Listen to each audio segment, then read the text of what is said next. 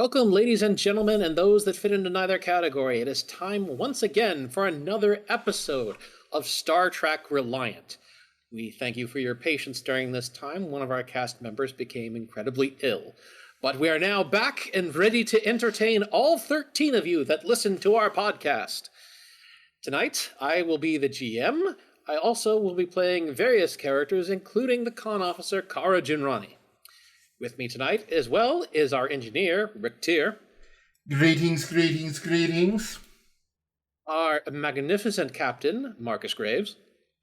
Hello, hello. Our capable but somewhat shell-shocked anthropologist, Grawl. What? Greetings.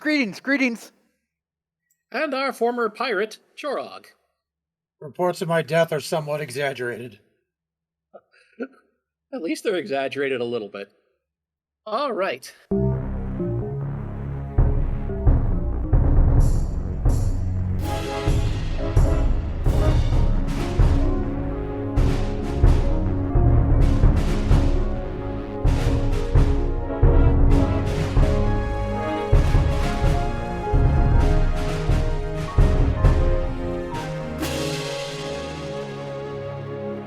So to start out the session, I'm going to just go ahead and start on the bridge because, let's face it, everybody likes a quick open.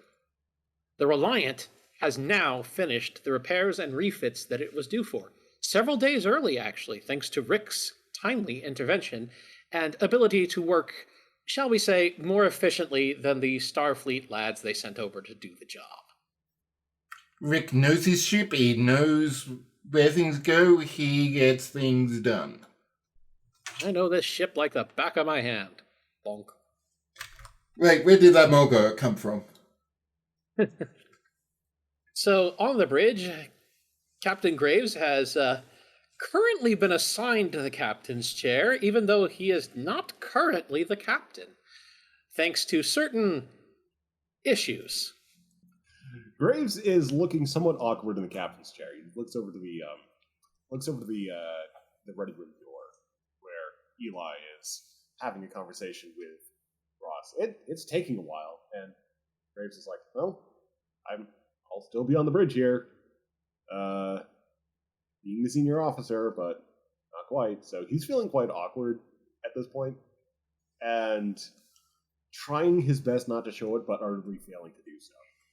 It's about at this point that Ensign Moon hits a couple buttons on his console and says, "There's an incoming communication for you, sir." He looks over to the ready room door again. It's like, on screen?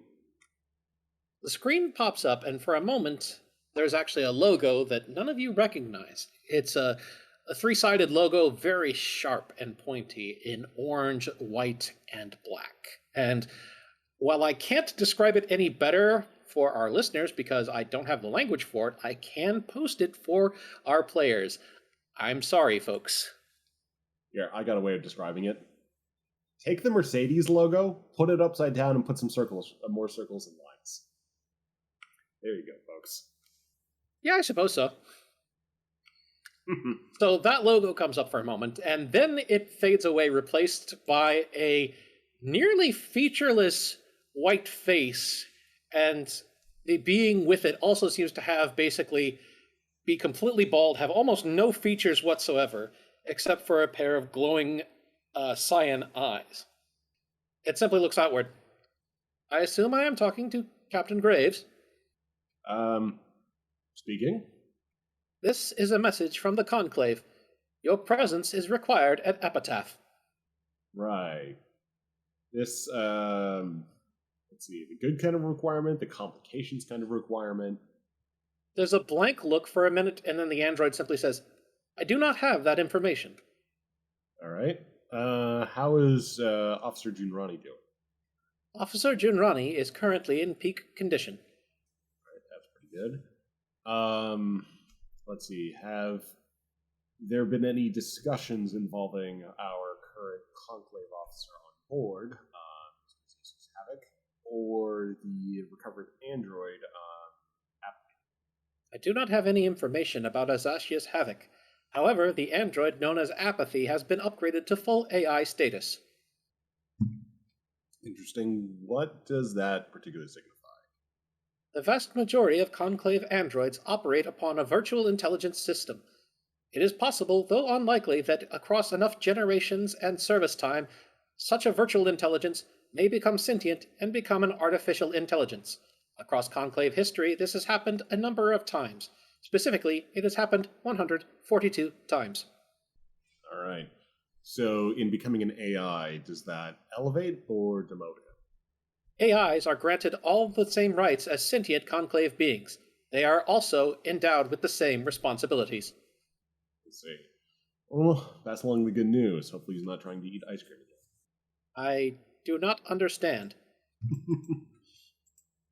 I mean, if you meet Apathy, you might. All right, we'll set a course for Epitaph and be there at best speed. Sending coordinates now. Your cooperation is noted. And the screen blinks back to that logo and then fades back to the starfield. Right. If I tell you to set a course, Lieutenant Moon, would that be considered mutiny? Simply because Eli's still in the No, conflict. sir. I mean, no one said you're not a captain. They just said you're not in command. All right. It's a weird place of being. Look, you're fine. He looks back at you for a minute.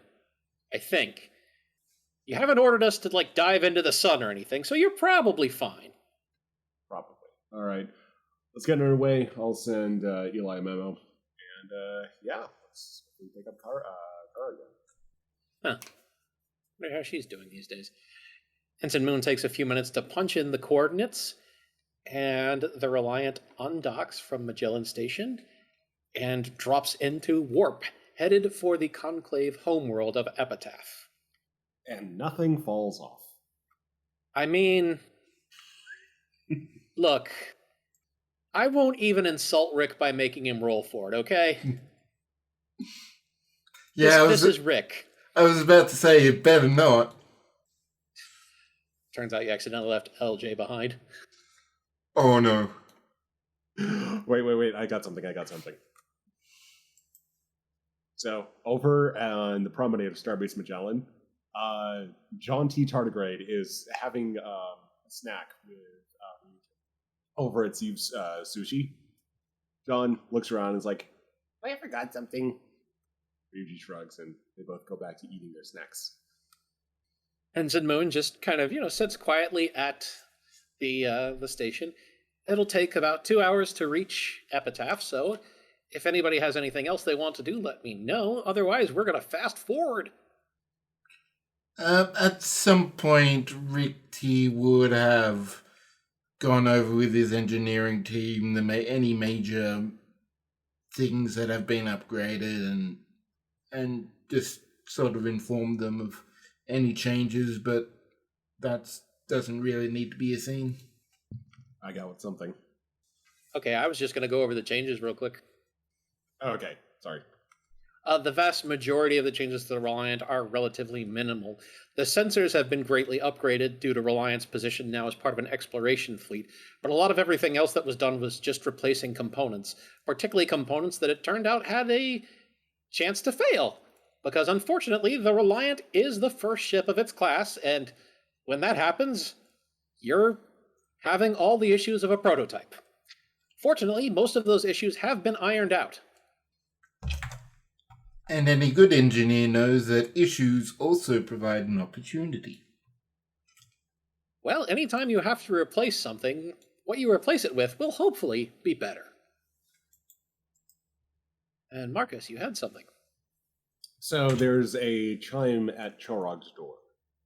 Chorog has been busying himself with pulling his maglev rifle apart. He's been wanting to redo it ever since they came back, and he's just now finding that at the time. Here's the doorbell go off, and hey, come on in.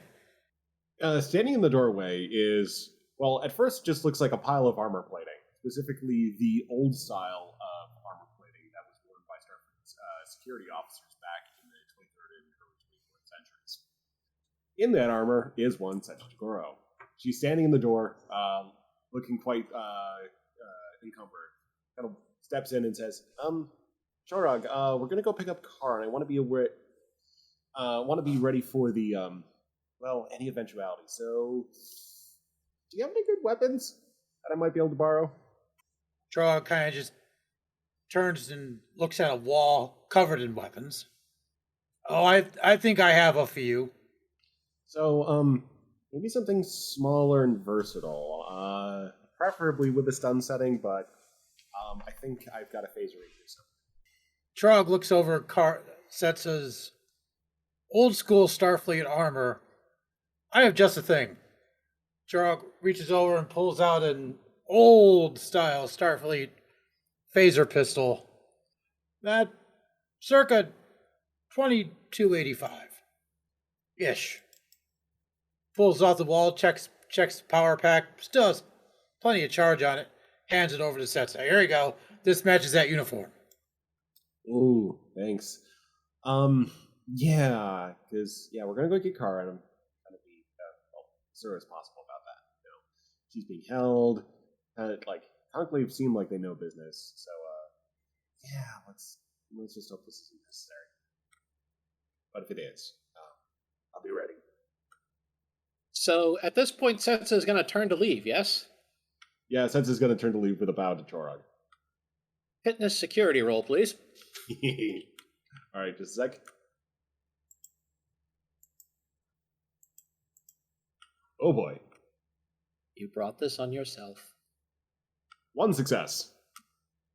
There's halting motion from the stack of armor plates that you assume an Ibby is inside. Eventually, it manages to turn around and start moving back down the hallway with the scraping of plates. And in my head, I'm imagining something that almost looks like a Dalek, except that Setsa can stick her arms out.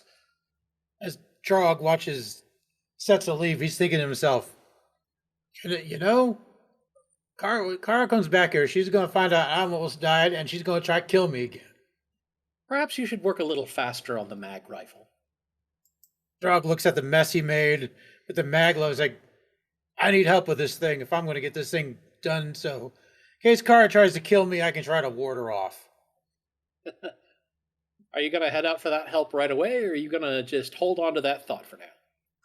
Trog kind of just takes his arm and clears the tabletop of all the bits and parts he's yanked off of it, plus all the other spare parts in a big box, and starts heading to the engineering lab.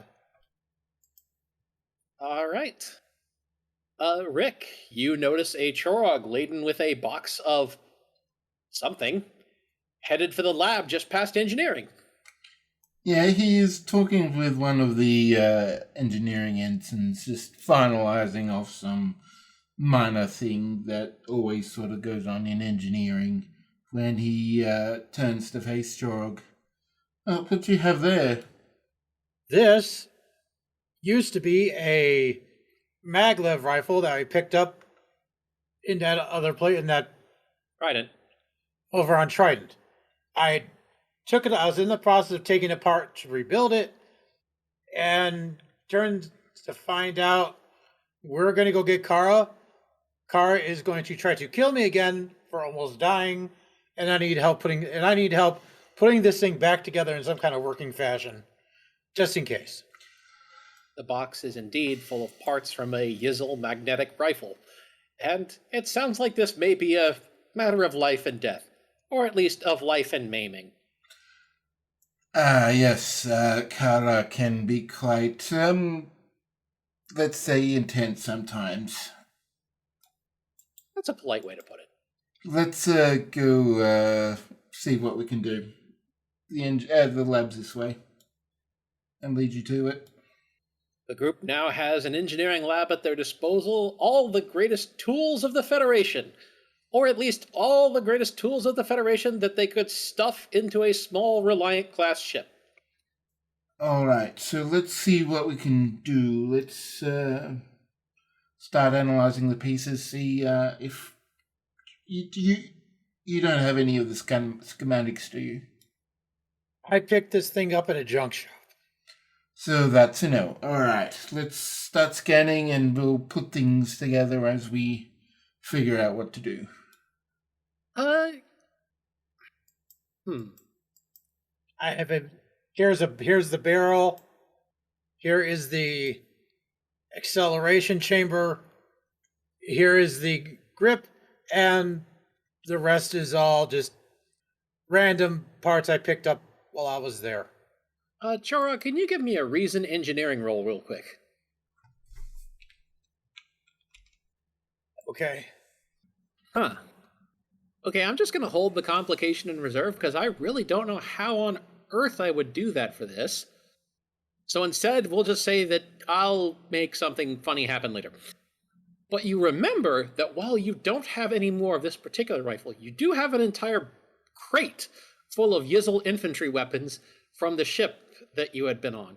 You grabbed one crate as a souvenir back when you were looting the ship in Trident.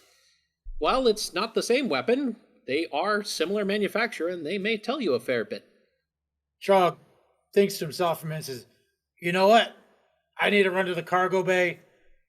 I have a box of Yizzle infantry weapons I borrowed without permission from the ship that we found. Actually, funny thing, audience, he had permission, but this is Chorog and he probably prefers it to be more dramatic. So Chorog hightails it to the cargo bay, manages to find his box in storage, drags it back to the engineering lab and say, all right, see what we can do with this and see if we can scavenge parts. Rick, you now have a box of magnetically driven weapons. Most of them are pistols. There are a few assault rifles. There's nothing quite as heavy as what Chorog has, but they're all obviously the same tech base. All right. First things first, who would have you asked permission for? Because that was an abandoned ship and technically a derelict. He held a seance. He asked the ghosts. But in the meantime, Rick is just going to do a scan of the thing, get a broad idea of how the technology functions, how it's intended to function, and then try and recreate start on recreating anyway the mess that Chorog has brought. Okay, go ahead and give me an insight engineering. We don't have any momentum, do we? Nope. But hey, what's the worst could happen? You roll, 2 complications and blow a hole in the ship. Yeah, experimental technology wouldn't apply for this, would it? No, this is about as far from experimental technology as you can get. This is old stuff. Yeah, fair enough. But a 6 and a 2, that is 2 successes. So you actually you figure this out pretty easily. This is not complicated technology. The only thing that you're dealing with here is the one that Chorog is wielding is a much larger, heavier version. If the stuff in the boxes could be considered, say, SMGs or assault rifles, what Chorog has is definitely a full-sized battle rifle. Okay, well, it does seem to be pretty basic magnetic accelerator weapons. I was hoping there was a bit more to it than charging, but we do have to balance the power, right? Because too much power and this will sort of rip itself apart. There is also the question of whether you make any alterations to the design. You could simply put it back together the way it was, but slightly better. And Chorog butts in and says, actually, these mag coils are very highly charged, I've found. They have 2 settings. All right, so the question is, Chorog, do we want to add settings, add attachments, or do we just want to recreate things? The more feature-rich this thing is probably going to be more of a deterrent for Kara. Stabbing you in the face. Chorog says, let's add some settings. All right. Among other things, you could attempt to add a less lethal setting. Given that this thing does fire physical slugs, an actual stun round is probably out of the question. But you could probably make something that stings but shouldn't kill. We can do the equivalent of a beanbag. More or less, yes. All right, well, let's get to it. I've got some ideas on how we can add to this. As for adding settings, some additional Starfleet spec capacitors could probably overcharge the magnetic field and send this thing into overdrive. And upon hearing about the less than lethal option, Chorog says, yeah, I approve. Chorog also says, I want to adapt the scope for infrared too. Right now it's just visual scope. Yeah, that completely makes sense. There's certainly mounts that we can add. There's a range of standard Starfleet tech that we can mount to replace the scope. So the question becomes, now you've decided what you want to do with the rifle is, are you ready? Are you done adding features, or is there more that must be done? I'm kind of looking at the silence as probably a no. Chorog is just like, let's get dangerous. Rick and Chorog, both of you, please give me a reason engineering roll.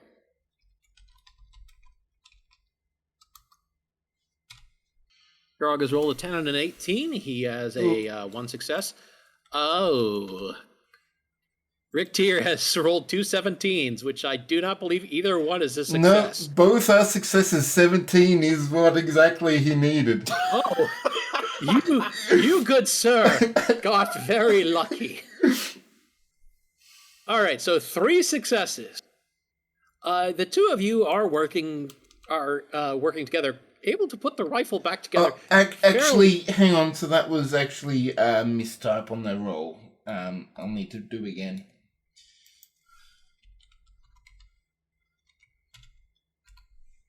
There we go. That's better. Okay, well, we'll take those because theoretically it's the same result. A 4 to 12. So between the two of you, you're able to actually do this work relatively quickly. Thanks to the fact that Starfleet technology is significantly more miniaturized than Yizzle technology, you're able to replace the capacitors and the batteries very easily and add the additional settings. While there is now a slight new lever switch across the side that can be activated with one's thumb to change the different settings, the rifle otherwise looks extremely similar to what it did before. You're also able to take the former housing of the scope, pull out the optics and lenses within it, and replace it with much more technologically advanced gear, giving it both an infrared mode, a low light mode, and also a mag scan mode. And now there is one very polished, very interesting looking, and depending on which components you look at, very old battle rifle. Chorog picks it up and examines it. Yeah, you've got several settings on the side now. They just have numbers on them. The bottom setting is 0. That presumably is the safety. And then things go up from there. There's a 0.5, a 1, a 2, and a 3. Before we enter into any some actual usage of any new device, I would recommend we do some testing in a controlled environment. No holds and ships. Chorog says it feels well balanced. So, where are you going to go to test this? Or are you just going to test it in the engineering lab? I think we're going to go to the armory firing range. All right, there's an armory firing range just 2 decks up. So, obviously nothing is going to get in your way when you're just on the Reliant. So now you have moved to the armory rifle range, where the backplating is an extremely heavy slab of starship armor, just to make sure. And over that is a thick gel coating for any projectile weapons to slow down the bullet so that it doesn't go ricocheting every which way. Rick puts on some safety glasses and whatever other safety equipment are required per regulation. Always best to be safe. If we are ready for... Oh, Chorog's typing, so I'm going to wait to see what he says. And this feels like a good opportunity to tell everybody, go get your flu shot. Chorog puts on his battle mask and integrates it with the scope. All right, this is a relatively simple integration, and now you're able to look through the scope without moving the rifle up to your shoulder. You could theoretically aim it from the hip. That wouldn't be quite as stable, and depending on exactly how fast you're swinging the rifle around, might be very disorienting, but you could do it. If you are ready to fire down the line, go ahead and give me I believe it's daring tactical roll for a no control tactical for a ranged attack. Security. There is no tactical. Yeah, sorry, control security. It's been a while, folks. All right, Chorog, you fire the gun, and there's a crack and a blue flash, and both of you see the pellet from this gun slam through the gel and leave a dent in the starship armor. Also, I'm going to call in that complication before. Chorog, you didn't expect quite that much give. Give me a fitness security roll. 1 success. Chorog, you stagger back. You're not knocked on your ass because you're a big guy and you're really strong. But you weren't expecting that. But yes, this rifle has launched a slug downrange and dented starship class armor. Chorog says, wow, that's a kick, and that's level 1. Chorog, looking at the numbers, just says, okay, these settings are now pacify, injure, and gooify. Let's not, let's keep it on pacify if that's injure. If you guys would like to take some more test shots, just let me know, but not sure that I have too much more to add. You have built a pretty serviceable rifle. It's maybe not the best at non-lethal combat, but if you don't care if somebody's full of holes, it's very good at doing that. Chorog puts it on max setting just for kicks. Go ahead and give me a control security roll. You have, I'm spending threat, so your, what's the, Complication range. yeah, the complication range is now 16. By the way, I should say the Rick T sort of like ducks underneath the oh, there isn't really anywhere to. Oh no, there's like waist high, sort of desk areas where you could put things down and check magazines and things. You can duck down and be like even safer than you were before. Yeah, Rick T is going to do that because on Goofi settings, this is probably going to be a problem. Chorog, you rolled an 11 and a 2.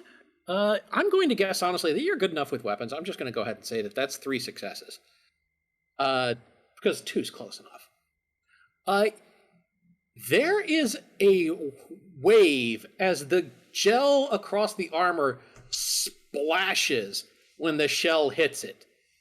And then there's the whistle of escaping air for a moment as you punch a hole out of the Reliant. Quickly, however, emergency force fields go into place. But the armory is nearly wrecked. There's gel everywhere, a hole through the armor, and your rifle more or less just seems to be, okay, yeah, let's do it again, boss. And Chorog goes, as the right kickback dislocates his shoulder. Ritty to get. Yeah, this is good. I think Chorog has injured himself firing a new weapon. You know what?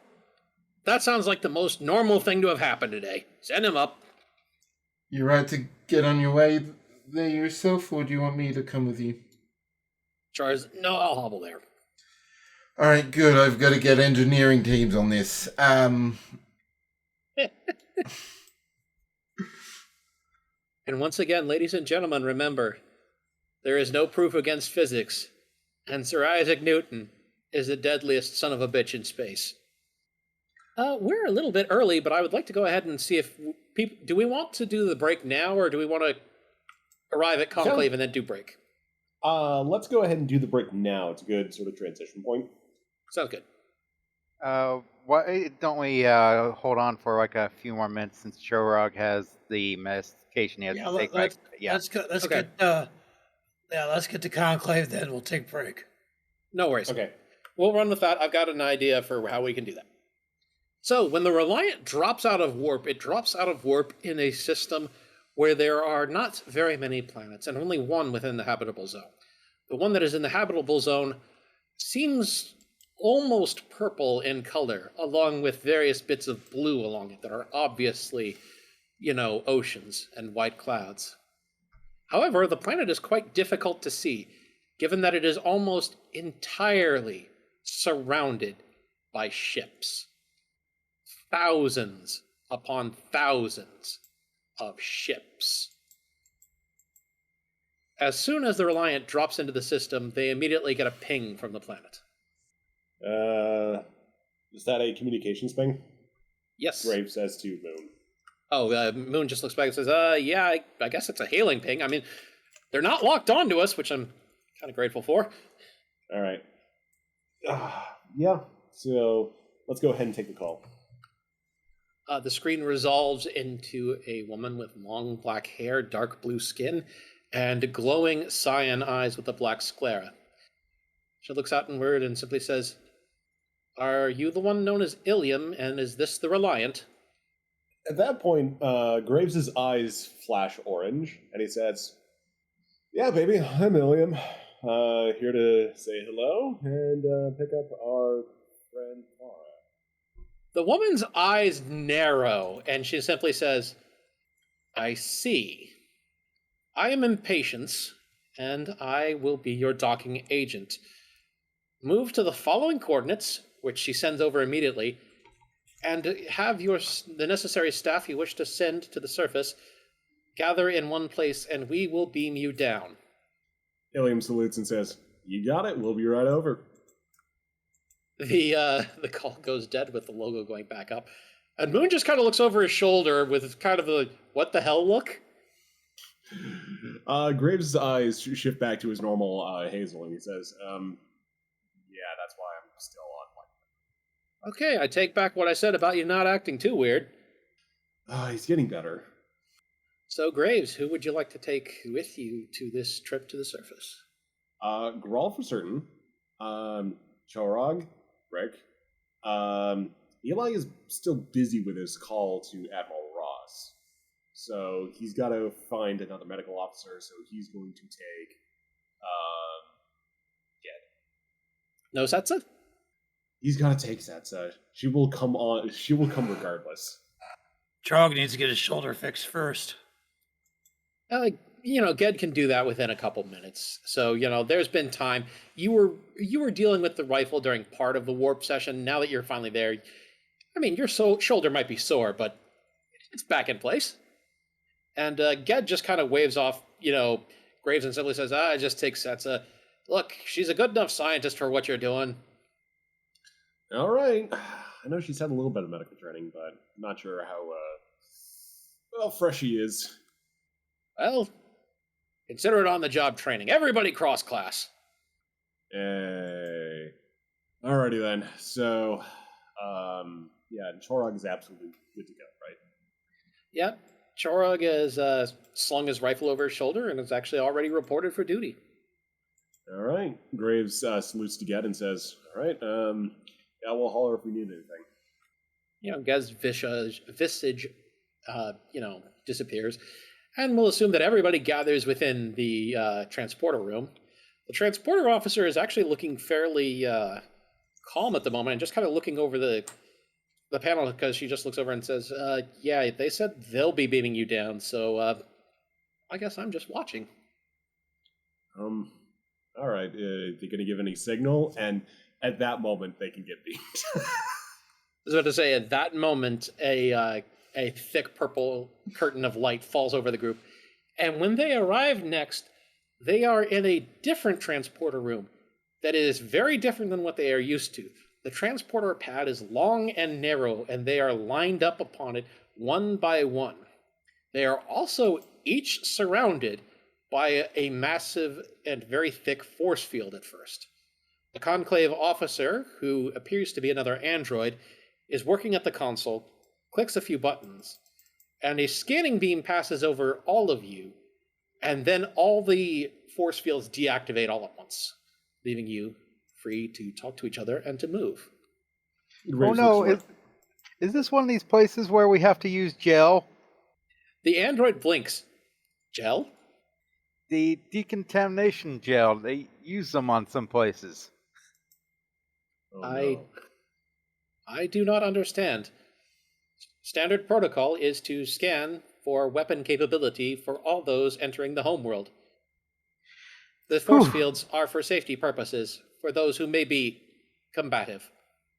Well, decontaminative procedures are usually built into transporters.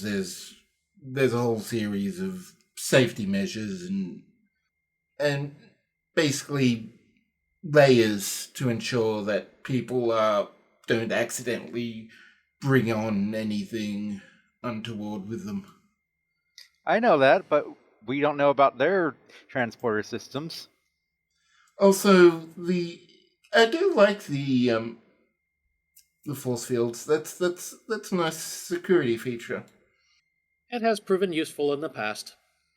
At about this point, alongside the room, which again is long, the oddness is that you've been laid out in a line rather than the usual sort of hexagon faction of most Starfleet transporters. But the door opens and in steps an extremely tall and heavy android whose footfalls basically kind of thud across the deck. And Rick, you're actually kind of struck by the fact that this android looks a lot like a SAR at first glance. They seem to have a long, sort of reptilian muzzle-like face, as well as a long, thick tail behind them. The android is colored black and white with some orange highlights, and they simply step forward and say, "The hierarch will see you now." And Sets it. Go ahead. Okay, I was just gonna say Sets is the first to waddle forward, but she's in her full plate armor. So, does she have to make another security fit? Yeah, go ahead and do it. I'm not adding any threat to this, though. One success. Setsa, you are hobbling along, but you don't know that you'll be able to keep up with anybody like this. Sets is doing her best and just sort of like looking down in heavy concentration, trying to move in her armor. Does this elicit any reaction from the reptilian robot? If anything, you can see that the robot is confused and probably would prefer that she does not wear the armor, but has not really been given instructions on what to say or do in this situation, so... What would like a confusion check be, do you reckon? I suppose that would be a command insight. Are you suggesting I make a roll real quick? No, Rick Tier is going to be. Ah, okay. Okay, Rick Tier, you may be mildly confused, but you generally get the gist of it. What is this that you're concerned about? No, it's just sort of like, okay, well, he's not used to, like, alien androids and things being reptilian, especially when we've seen more standard, like, human-like structures from android bodies. So he's just sort of, like, lingering his eyes on trying to figure out what is going on with this reptilian form before stepping down and sort of following a bit later than everyone else. Okie doke, so there's a moment of confusion and wonder from Rick.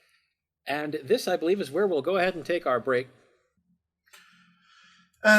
Setsa, I mean, I guess you probably know biomechanics better than I do, but just on a purely mechanical estimation, seems rather inconvenient to be in all that armor. Yeah, but just in case it's needed, I am kind of squishy. The Saurian robot basically just turns to Setsa and simply says, "Your security is guaranteed by order of the hierarch. No harm will come to you." And who is this hierarch? The hierarch leads the conclave. And who is he? There is confusion writ across the android's face, and they simply say, "The hierarch." I will stay in my armor for now. Setsa has like a suspicious face. He has not seen Kara yet. Well, at this point, the large android turns and, tail flicking, starts to lead the group through some various different hallways. Most of these hallways are very, barren and sterile, with sheer metal walls and simply the required amount of lighting. Doorways are simple and very utilitarian. It would almost seem as if a hospital, except that you know that a great many hospitals have more decoration. However, the feeling starts to lift a little bit the further you travel. Eventually, you pass through an area where several different paths come together, and there seems to be a large tree, or maybe what once was a tree, growing up through the middle of a sort of courtyard. And the various different outputs from the courtyard have small, sort of abstract statues along them. It's relatively pretty, but it does seem very Spartan compared still to what you're used to. The android, however, does not stop and continues walking with you through the various hallways until they come to a door, and they simply step back and gesture you toward the door. The hierarch awaits within, and the door opens.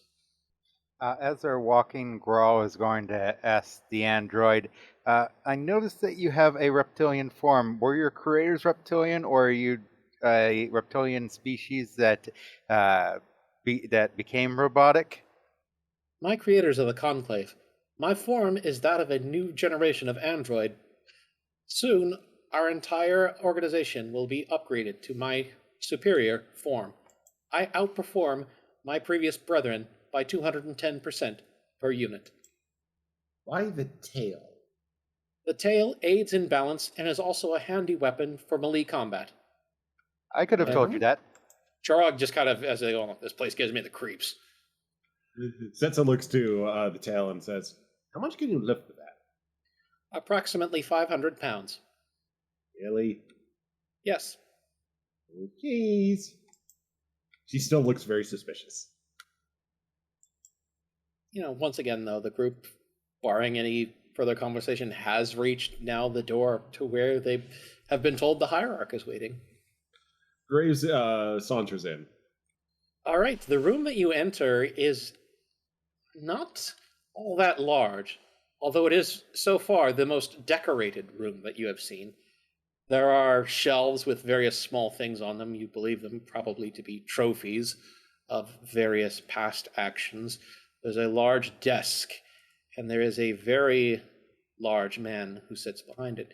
And as you enter, he stands up. This man has dark, close-cropped hair and a goatee as well. While it looks like it was black at one point, it has gone mostly gray. His eyes glow orange, and his skin is once again the dark blue color that you have seen of the organic members of this conclave. He, from outside of his cloak, thrusts out his right arm, pushing the cloak back over his shoulder, and then gives a very formal bow, moving his arm down over his midsection. He simply says, "I welcome you to the conclave homeworld." At this point, Graves' eyes flick orange, and he emulates the bow. There is a subtle nod from the hierarch. "I am sure that you are quite curious, but my time is limited. I will allow each of you one question. I will not count the whereabouts of your Kara Junrani as one of those questions, for that is what you are here to discuss." Setsa calls over, "Thank you." So the hierarch waits a moment. Does anyone wish to put a question to him, or do you wish to let him speak first? Yeah, I think Rick will go.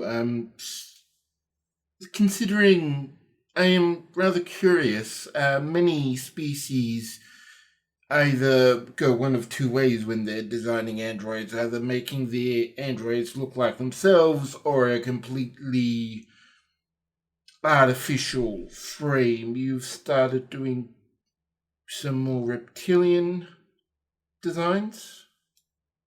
Ah, an insightful question. The design was not conclave. We found the original prototype of that body. For a great deal of time, we struggled with a way to activate it and to be able to assess its capabilities. Once we were able to do so, we realized that its form was superior to that of our own androids, and we began an upgrade program. So, the design, while it is now conclave built, was not originally designed by my people. And Rick has got his question and his answer. Setzer raises a hand. The hierarch looks to her. Setzer asks, so, where's Kieran's body? Who is Kieran this? He's, well, a hologram that, looks like a conclave group may have made off with his body before he was a hologram. He made him. But he was a embodied artificial intelligence. As at you an IBI facility. As you say all this, you see the conclave's eye, or the conclave hierarch's eyes, flick back and forth several times as though he were reading something incredibly quickly. And then he looks back to Setsa and says, "Ah, you mean the report from Apathy and Zashius about the AI who now resides in your ship?" Yeah, Yes. Someone made off with his body, and we thought it was conclave. It was recovered by our agents after the betrayal of the Ikven. We provided them with a body, so we have reclaimed it for our own use. Okay, but, there's an AI who needs a body, well, possibly needs a body. It'd be good to give him the option. It may be possible in the future to download its personality core and matrix into one of our upgraded units. But I suspect that is not your driving force here today. No, just the tea I'd like to have crossed. And she, meekly backs up. And Setsa and Rick have now asked questions of the hierarch. Goro raises his wing. The hierarch looks to you. You said you found this reptilian robotic body. How old is it, and who do you think originally? Where did you think it originally came from? The body itself, according to our best efforts to date it, was around 50,000 years old at the time of discovery. That was 2,500 years ago. We have done our best to be able to determine where it came from, but the truth of the matter is that it is singularly unique as a specimen of technology. While it appears fairly crude due to the simple plastic housing, it is incredibly strong and agile, and the nanomachines that it contains enable it to repair itself as an organic would, as well as to grow and change form. In many ways, these androids are a counterpart to organics, the evolution of synthetic life. I am sorry if that does not answer your question, but even the Conclave does not have knowledge of all things. Thank you. Shorog remains silent. Graves is rubbing his chin, kind of pondering the various questions he could be answering. And his eyes actually are flickering between his normal humanoid eyes and the orange cybernetically augmented eyes. Graves, since you're stopping to think about this, go ahead and give me an insight command roll. Yes, Zach. She just noting. There we go. Oh boy. Oh, it could be worse. I mean, what's the One worst that can success. happen? Okay, so you have one success. It's very odd the way he set all this up. It's a bit like you're being tested with these questions. Graves says, alright. It might be the Conclave without you guys doing some intel on various potential threats and hostile actors and looking for anything So let's just put it this way. You're not going to be able to answer who's your current prime threat, but what was the last one you dealt with? The last threat that the Conclave was forced to act against was 10,263 years ago, against the Vizant Empire. They succeeded in controlling most of the Gamma and Delta quadrants, and their personal beliefs led them to destroy all other sentient life as an affront to their existence. Once it became clear that the Vizant would not be defeated by their enemies, but would continue to ravage the entire galactic core, the Conclave was forced to act, and the entire Vizant species has been eradicated. All right. Good to know what your priorities are, at least at that point in time. As a general rule, we serve the galaxy as a whole and no particular faction. Only when one becomes a threat to all life in the galaxy are we spurred to act. Through the course of our history, we have silenced 33 civilizations, a heavy burden. Griff says, indeed. And at this point, his eyes are completely normal. You have all been invited here because I have something I wish to ask of you. A crewman of yours came to the Conclave homeworld begging for aid that we have given.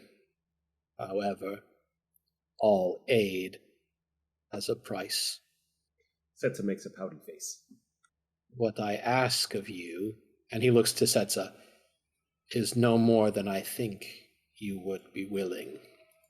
Your Kara Junrani has been reborn again as a member of the Conclave. She has taken a name of the Conclave. She is now known as Defiance. As I would with any of my children, I would ask that if I release my daughter into your care, that you treat her with the respect she deserves. Setsa brightens. And I see Chorog typing, but while he's doing that, he does look to Graves and simply says, "What I ask of you is quite simple. I wish for Defiance to become a diplomat and an adjutant among your crew.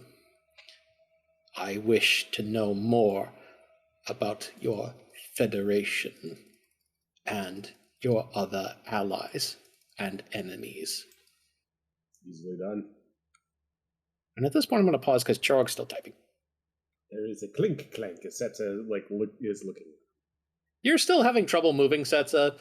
Once again, this office is relatively Spartan, but it is still the most decorated office you have seen so far. There is at least one other door that exits from the office and does not go the way you came. Across one wall seems to be what would appear to be an organ, actually. A large, instrument against the wall. Chorog speaks up and says, "I consider Kar a family. I will watch over her on pain of my life. I owe her more than I can hope to repay." The hierarch actually turns to you, Chorog, and bows and simply says, "I appreciate your concern. While it is true that we often must throw away the existence of the androids who serve us, the few children of the Conclave who do exist are all my beloved children. I feel every death keenly." And Grawl, do you interrupt and ask that question? Yes, Squall asks, is Kara okay with all this that you're putting on her, or if she wants to be known as Defiant now? In many ways, she had no choice. The condition of our aid was her joining the Conclave. she agreed in order to prolong her existence. Setsa files this into problems to solve later. If a problem at all. Kara became Chara's like, Kara became a friend when I was a stranger on Reliant, and for that I am forever grateful. Hierarch simply says, and that is what I wish to do here. I wish for the Conclave to learn more about your people and your struggles. Knowledge is power. Perhaps with the coming of an alliance such as yours, the days of the Conclave being the sole defender of the galaxy and the arbiter of who lives and who dies may come to a peaceful conclusion. Setsa struggles with the impulse of like kind of how to respond, what to do. She kind of considers like, do I hug him? Like it's kind of like Kara's new dad, and all right, let's Setsa roll an insight command. all right, let's see. Insight, good. Command, one success. Kara, you really like this guy, but you start to realize that these are very Spartan militaristic people. You probably should not hug him. And even if you want to, you'd have to take all the armor off. Setsa settles for just bowing and saying, thank you for assisting my very good friend Kara. You are quite welcome. We have benefited as well from this. The android outside will take you to where Defiance currently is, and you may meet with her. If we are done. Graves nods and says, I think we are. And Grawl is typing. Grawl is not typing. Grawl is typing. It's just that Grow is going to be like half wondering to himself if this is some sort of look cutest situation. Is going to be half wary of Kara or Defiance. Well, you'll be able to find out shortly. Setsa's still got the armor, don't worry. You've been dismissed, and as the group starts to file out, the Hierarch stops Graves and simply says, a moment, if you would. I would speak with you privately.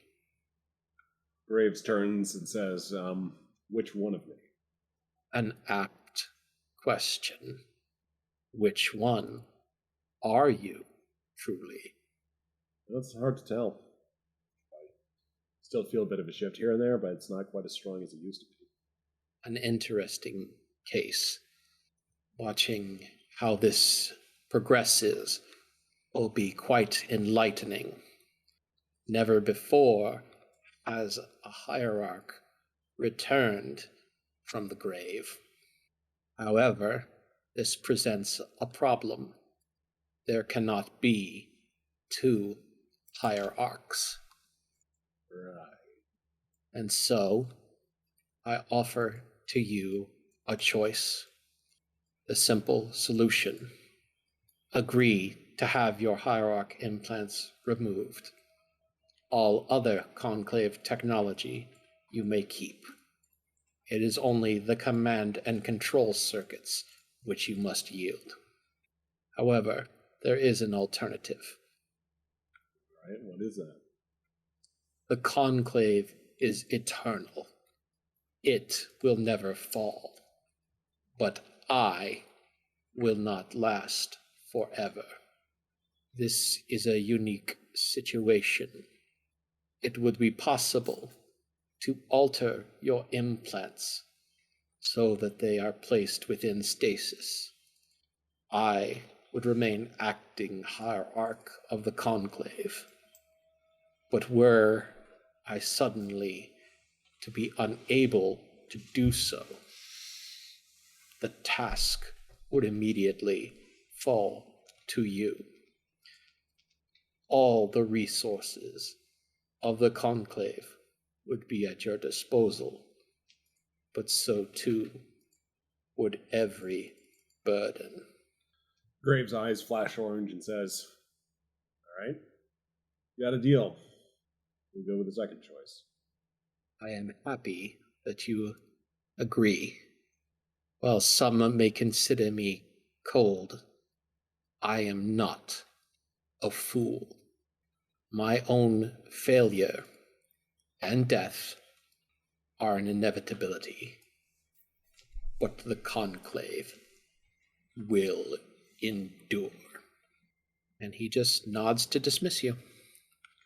Graves just strolls out the room with his eyes still orange. The group. Graves was gone for a second. You want to ask him No. anything, or just want to go on? Rick actually was for a moment talking to Setzer. The Conclave is quite an interesting group. To have the responsibility, the duty of such a heavy thing is... Well, let's just say I wouldn't want to be carrying that on my shoulders. No, certainly not. And, probably roll that. Well, at some point may have been necessary in extremis, but, certainly causing complications afterwards, too. So, yeah, just be on the lookout. The android just kind of bows to your group and says, "If you will follow me, I will lead you to Defiance's quarters." Zeta bounces along, like, almost looking unencumbered, and says, yes, let's go see Defiance. Shall we get you ahead of that armor first? No, not yet. It would be more comfortable for your travel if you were to doff the armor. Are you certain you wish to continue wearing it? Just for a little bit longer. You do realize you won't be able to give Kara a hug the moment you see her if you're still wearing that. Oh, I'll be able to hug her. Don't worry. Rick just sort of shakes his head and then continues on. Sets a waddles along. The reptilian android shrugs, which is actually the most emotion you've seen from one of these, and simply turns and starts leading you down various hallways.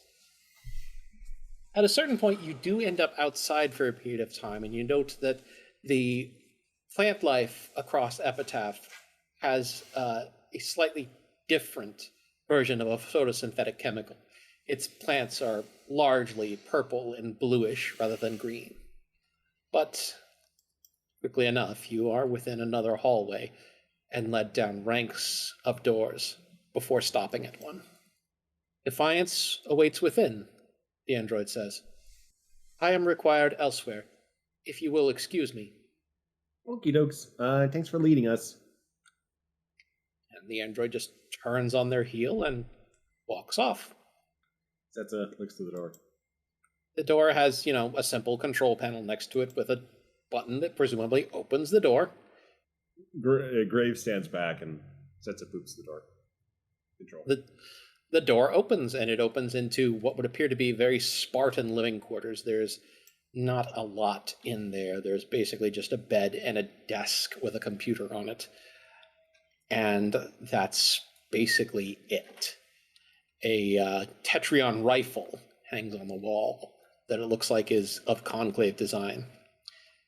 And standing within the room, looking out through the window, is another one of those saurian androids that stands about 6 feet 8 inches tall, is black and white, and has cyan highlights. It turns around, and as it does, a pair of sleek antennae fold up from behind its head, almost like attentive ears. And it just looks at the group. Its body is covered in latex and plastic. Although it looks relatively soft in some areas, it's clearly artificial the entire way through. Eyes upon the visor are projected outward in a 3D mimicry of organic eyes. And the armature has relatively simplistic feet and hands.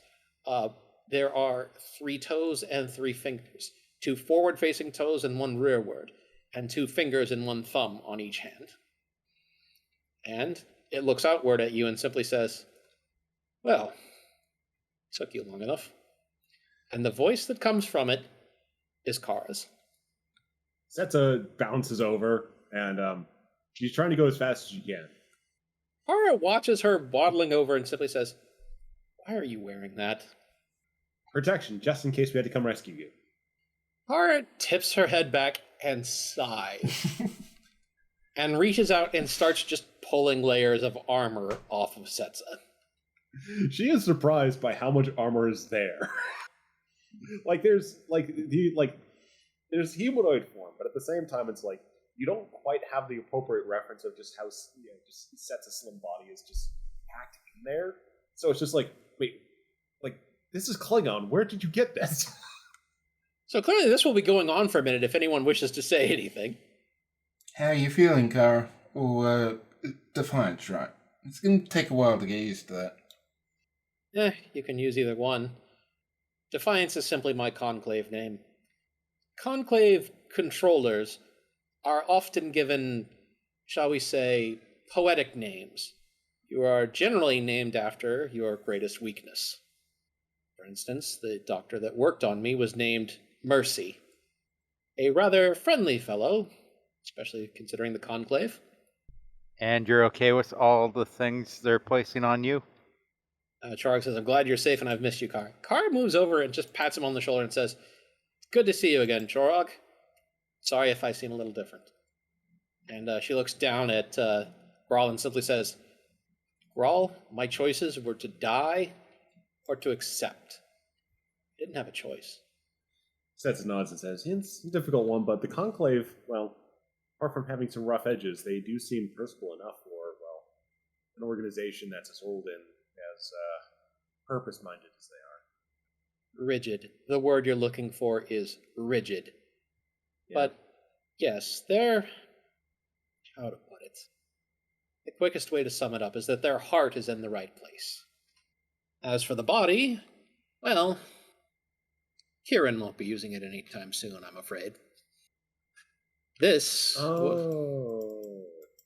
was the original that they lacked the ability to activate. As it turns out, the original body required a suitably complex mind uploaded. And as she goes off on this, Frog interrupts, says, "So, funny story. I faced my past demons with my former raider clan and almost died in the process." Chorog braces himself for a proper chewing out. Kara moves over and looks at you, Chorog. And she leans in, and you can actually feel her breath on your face. She's actually breathing, though she's a machine still. It smells like warm electronics.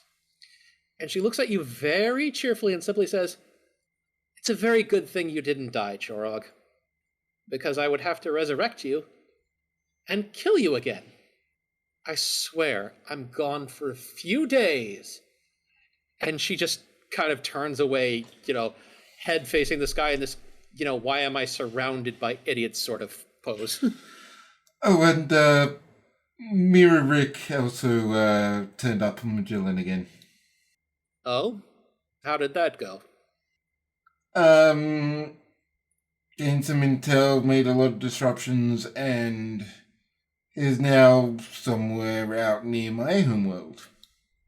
So you're saying that the turning over a new leaf didn't stick? I've no idea what's going on in that man's mind. Well, some things never change, I suppose.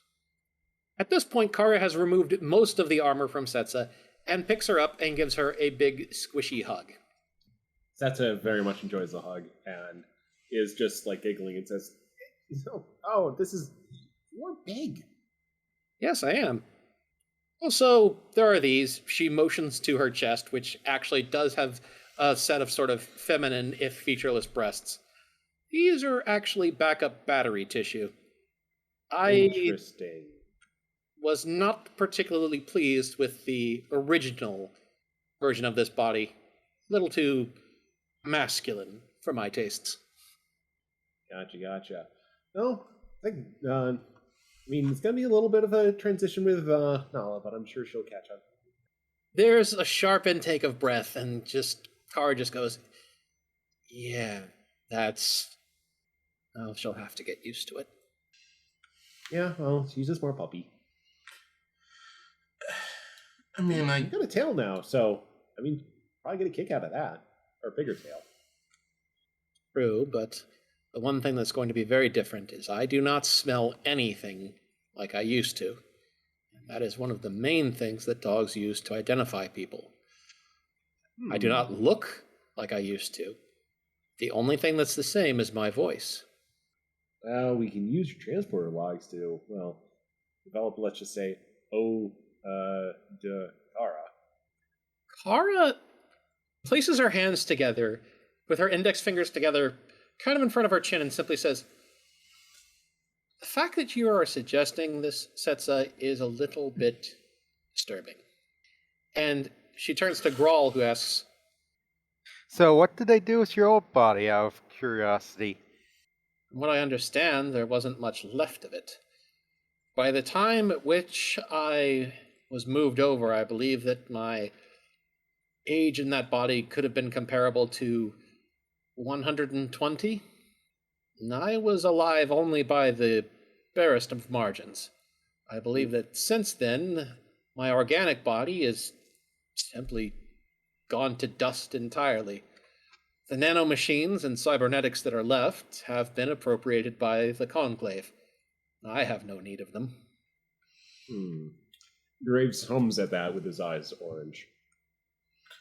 I do have. I mean, the higher up told us that your body is akin to an organic body in terms of self healing, but I guess more traumatic damages might need assistance.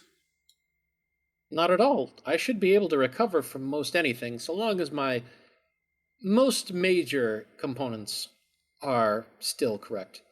In fact, watch this. And she goes over to Chorog, and simply because I know that Chorog will have one, she grabs a Doctarg from him, and holding it in one hand, she slices the bicep on her left arm. And the cut there starts to ooze purple blood. This is what passes for synthetic blood. And she dips a finger in it and just kind of holds it up. Well, it's actually just carbon nanotubes, mostly. She wipes away her arm, and you can see that the cut is already closing. You can see, however, that it functions the same way that organic blood does. It carries various resources around this body and repairs it with nanotechnology. Presuming that, for lack of a better term, my digestive system and my brain remain intact, I can rebuild myself if given necessary material. I can also use the machines to change my normal form. In my system, it is logged as altering my blueprint. As you can see, she kind of just gestures at her slightly more feminine form compared to the droids you've seen so far. Ooh. Yeah, Gillian's going to have, well, lots to study from this stuff. Ugh, he's going to give me such hell.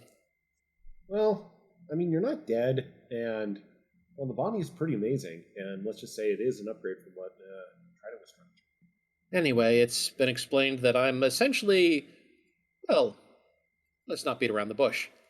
I'm a spy, but you know I'm a spy. And I'm sent to observe the Federation. Yeah, liaison, Graves says. Let's see. I mean, it's going to take a little bit of review on that point. Service again, so I think we're in similar boats. Oh. Well, I can still leave, right? There's nothing going on around here, trust me. Yeah, we're pretty good. Like, recovering you is our primary objective here. Oh, thank God. These are decent people, but they don't even have an idea of what the word fun means. Let's see. Graves is tapping his chin, but his eyes flicker orange and says, did you speak to anyone near the armories? Well, I did. But if I'm honest, she gestures at, the rifle on the wall. I'm actually not that big a fan of Conclave weaponry. Yeah, A little too subtle and discreet for my tastes. Graves sighs and says, I mean, it kind of changes between eras, but seems like they're on a little bit of a, just say, infiltration rush right now. I suppose the words you might be looking for are peacetime footing. They're not actively fighting anyone. Sneaky bastards. That's another way of putting it. Well, Zacius got an earful about his little failure, so I believe the Hierarch has seen the benefits to more overt intelligence gathering. Excellent, excellent. Yeah, we're picking them up. She smiles and passes him on the shoulder. You know, you should be proud. The Conclave does not usually have diplomatic contact with, well, anyone. Yeah, well, guess we have Trident to thank for that. Chorog shows Kara's rifle and says it's anything but subtle. Can probably scrounge enough parts to build one for her. She looks the rifle over, and if Chorog allows it, she picks it up and she points it towards the wall away from everyone, and she kind of just looks down the scope without her finger on the trigger and simply says, "This is very nice. I think I had something similar to it back on the ship. We might be able to rebuild it in a similar way." I have to admit, you can't say that the Yizdal were very advanced, but brute force has an elegance all its own. And she, points the rifle back down and hands it back to Chorog. She looks at Rick. Just read what Chorog said first. Oh, Chorog says, "I blew a hole in Reliant with it on max setting." Yeah, and I had to deploy a team to fix that. It was through, not only through the ship's hull, but through an additional hull plating in the armory. I see. So what you're saying is that it needs to be adjusted a bit. Or she raises a, holographic eyebrow at Chorog and says, "Then again, maybe he prefers it this way." She sits down on the bed for a moment. "I did mention Zacius. Is anybody else going to ask about the people I came in with?" Well, Zacius, he's probably gonna take care of himself. Not into too much trouble. Who else did you come with? Chorog, she points out, it has 3 settings. Technically, it has 4. Hurt you, major injury, and gooify. And she looks at it over and says, "What's the 0.5 setting?" And then she also looks back at Graves and says, "Well, I was sent out with Zacius and Apathy, if you recall." Oh, right, apathy. Yeah, let's definitely get him too. Chorog looks at the 0.5 and just says, "Bone breaker." "Well, I will be happy to let you know that Apathy passed a sentience test and has been granted full Conclave citizenship. His body has been upgraded, but let's just say that it's still Apathy. There are some quirks with that man. Does he still have the hat? I don't believe anyone took it from him, although I don't think he wears it all the time. Good to know. He is the reason that ice cream is now on the replication menu." Excellent. Setsa rubs her fingers together. I don't even think the Conclave nobles had discovered such a thing before. Setsa looks around to see if there's a replicator in the room. There is. It's very Spartan. It's basically just a small rectangle in the wall and a panel above it. Setsa walks over to it, much more freely now, without the armor, and tries to order up some Conclave ice cream.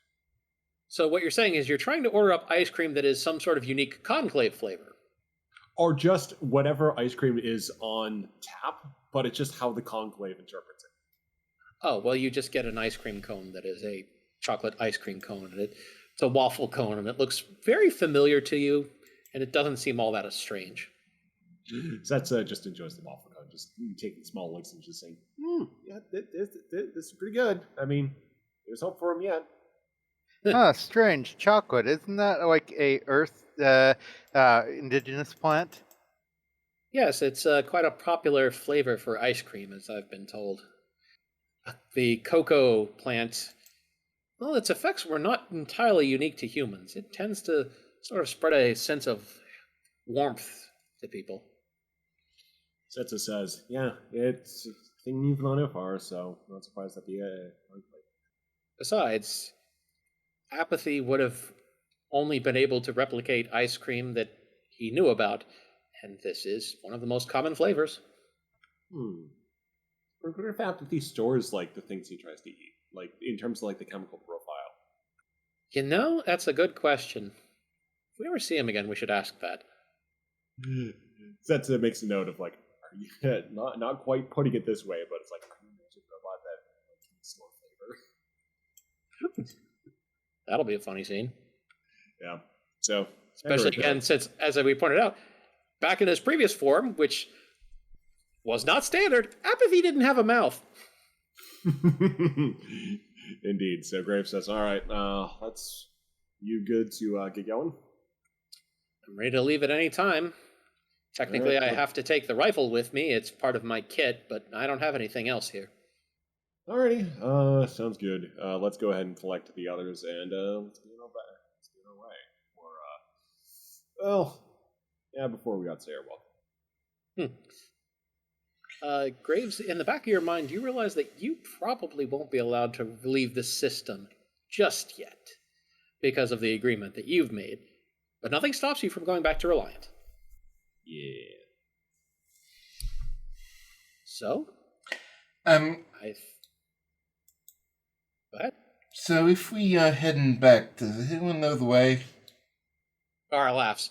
Yeah, I have a map of the entire facility. It's all up here. She taps the side of her head. I'm pretty observant too, sets up pipes up, and I'm good with spatial reasoning. It's one of the things I score best on. Oh? Yeah. Want to put it to the test, Jibby? Yeah. I'm All sharp. right. I wasn't just fooling around in the armor. You lead us back. Sets of nods. Setsa? Insight Command. Or Insight Science, perhaps, in your case. Yes. 2 successes. To everyone's great surprise, Setsa actually remembers the exact way back and does not make even a single wrong turn that needs to be corrected. She gestures to the transporter room and it gives a little bit of a flourish and says, here we are, one transporter room that I have perfectly navigated us to. I'll take your applause. Thank you. Kara claps her hands. Same as Rick. Graves joins in too. Goro flaps his wings. Sits and says, "Aaron?" The android behind the console kind of looks at everyone doing all this, and after a moment just starts kind of dryly clapping as well. Sets a bow to everyone and says, all right, let us get to going. You are returning then to your ship? The android simply asks. Yep, with our friends Apathy and Zesius. The droid stops and blinks and says, they were assigned for transfer? I have no note of this. Graves' eyes flick orange and says, yeah, I'm going to insist upon it. The droid kind of jerks a little bit and simply says, by your order, Hierarch. Graves smirks and says, very good. If you will take your positions upon the transporter pad. They take their positions. And everyone is beamed back up into the Reliance transporter room. When you arrive there, Apathy is there with a body not altogether dissimilar to Kara's new body. But Zacius is there, stark naked and wet. Zetsa like puts both hands up on her, like over her eyes. Zacius just simply turns red and simply says, why? How? I was taking a shower. Well, sorry, but we rescued you in the Conclave. I'm not sure they wanted to let you go, so congratulations, you're back on Reliant. What is wrong with you people? Graves goes into goes over to a corner, opens up a survival kit, and throws a towel at Zasius. Zacius quickly takes it and wraps it around himself and simply says, I need to go contact the surface. And he hustles out of the room. Apathy just kind of looks over to that, it looks back and simply says, well, that was entertaining. Well, now that that's sorted, I think I need to check on engineering. And the group is left to go their separate ways. And unless anybody has anything else, I believe that's credits for us tonight. I do have one quick scene. While after checking engineering, checking in with everyone in there, Rick here does try to get Kieran on his comm badge. Oh, that's easy. Kieran immediately responds to your call and simply says, Kieran here. I am curious, did you ever want, like, a body and not just be in the ship's computer system? Well, that's kind of a philosophical question, isn't it? You could argue that the entire ship is my body now, in addition to being able to photonically displace myself into a physical vessel. Right, okay, so I guess that's a no then. I'm quite happy with the place I currently possess. In fact, I have already asked your Captain Eli if I may remain as the ship's AI. Does Starfleet have ship AIs? Not by standard, but I think maybe there's been some. Ah, well, if I am allowed to stay, I am perfectly happy to do so.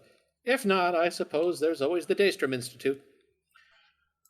Alright, well, if there is anything that I can do, if you want a new body or not, or if there's something else that you need help with on a mechanical basis, I'm more than happy to provide mine and my engineering team's assistance. Kieran starts to look like he's going to say something, but when you say mechanical assistance and whatnot, he shuts his mouth. I'm gonna see if Rick picks up on that. Definitely an insight roll. Could be insight, medicine, insight, command. Ooh, he does. Insight command succeeds. You get the feeling Kieran was going to ask you something before you had trailed off specifically into mechanics and everything. He might have wanted to ask you a different favor that wasn't related to mechanics. If you have anything else to, I am open to hearing. I don't know what I can do, but Kieran's avatar just kind of fidgets a bit and says, well, I heard about this rather interesting Earth game called Dungeons and Dragons, and I was wondering if you'd consent to be one of the players. I'm trying to put together a group, you see. I haven't heard of such a game. I would be intrigued as to what is involved.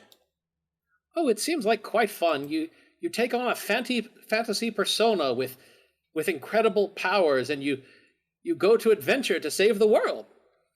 So, like every other Tuesday? Kieran blinks, not getting the joke. Okay, that does sound interesting. How many people are you looking for? Oh, 4 or 5 is probably best.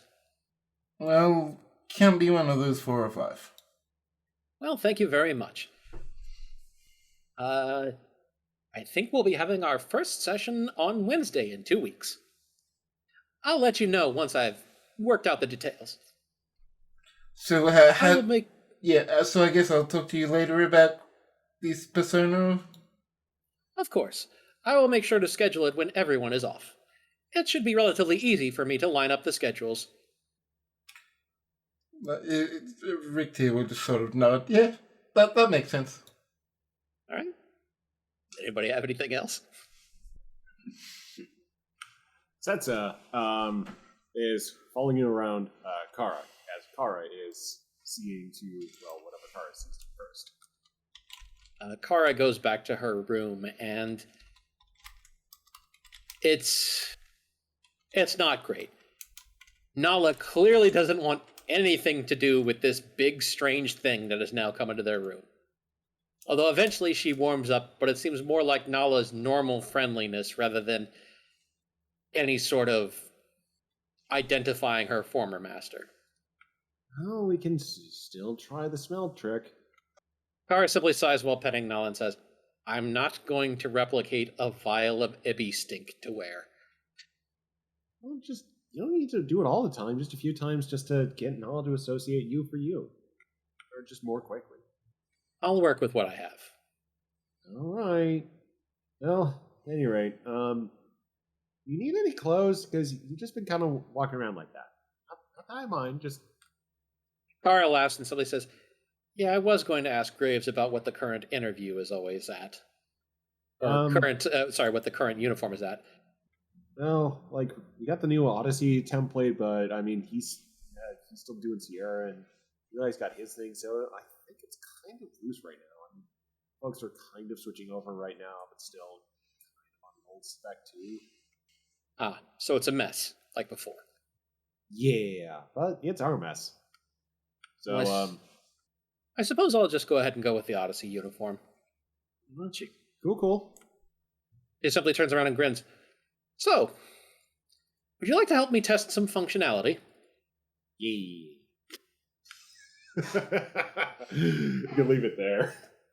I'm sorry, I just like the way she responded. Yeah. Yeah, just imagine like Setsa laying upside down in her bed and just sort of like it's just like just kind of just going. So anyway, though. Well, I hope everyone enjoyed our game tonight. Remember, if you have any questions, concerns, or comments, Baz, what can they do? They can email us at reliant@starbaseuGC.com. That's right, ladies and gentlemen, and everything else. It's reliant@starbaseuGC.com. UGC, it's .com.